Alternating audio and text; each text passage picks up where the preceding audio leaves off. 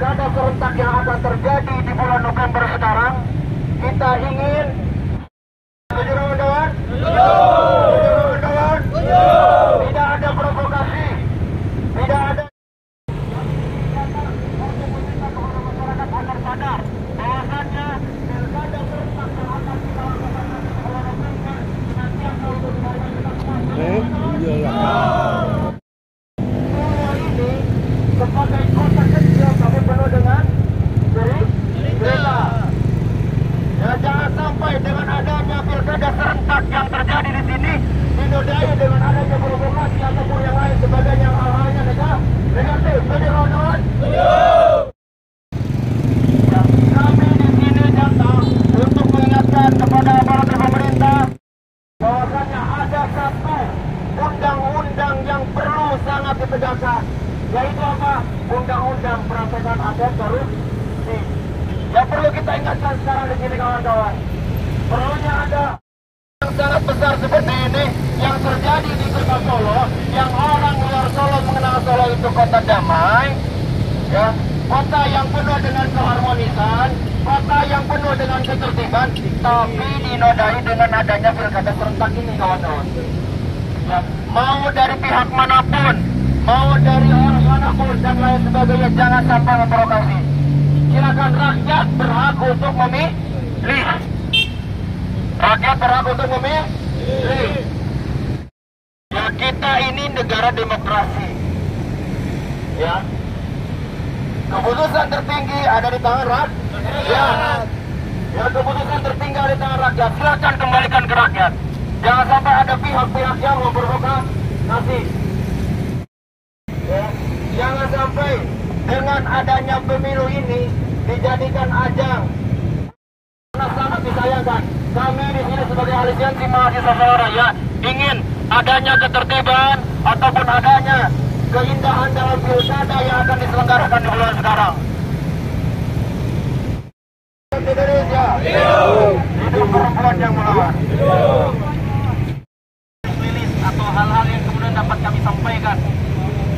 Aksi damai aliansi mahasiswa Solo, Surakarta, dan harmonisasi warganya terus menjadi contoh daerah yang damai dan nyaman yang dikenal dengan tingkat nasional bahkan sampai skala internasional. Menjelang pilkada serentak 2024. Oleh karena itu kami menyampaikan kajian dan pernyataan sikap sebagai wujud komitmen menjaga nilai-nilai luhur kota Solo.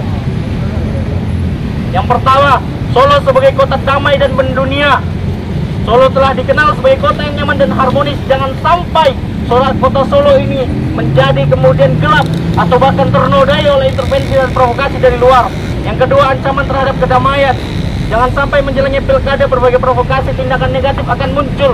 Maka rakyat Solo harus senantiasa netral, jangan sampai terpaku kepada penunggangan provokasi satu sama lain.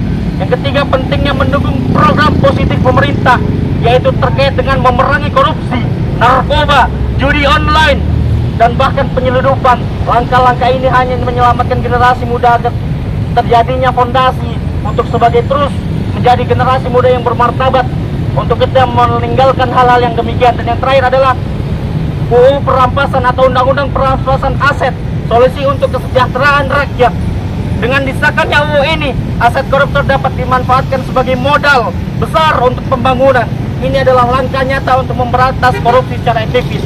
Maka dengan ini, kajian kami menyampaikan 5 poin penting. Yang pertama adalah tolak segala bentuk aksi yang berupaya memecah belah warga Solo. Yang kedua, dorong penyelenggaraan Pilkada 2024 dengan damai dan demokratis. 3, mendorong program pemerintah untuk pemberantasan korupsi, narkoba, judi online, dan penyeludupan. 4, mendorong pengesahan UU perampasan aset. Dan yang kelima, jaga citra Solo sebagai kota yang mendunia. Seruan bersama, mari kita bersatu mempertahankan Solo sebagai kota damai yang menjadi inspirasi nasional bahkan internasional. Ya, nama saya Raffi Wiratama, bisa dipanggil Raffi, kadang Wiratama juga. Mas, kalau untuk aksi ini sendiri mungkin bisa jelaskan Mas seperti apa, berangkat dari apa mungkin?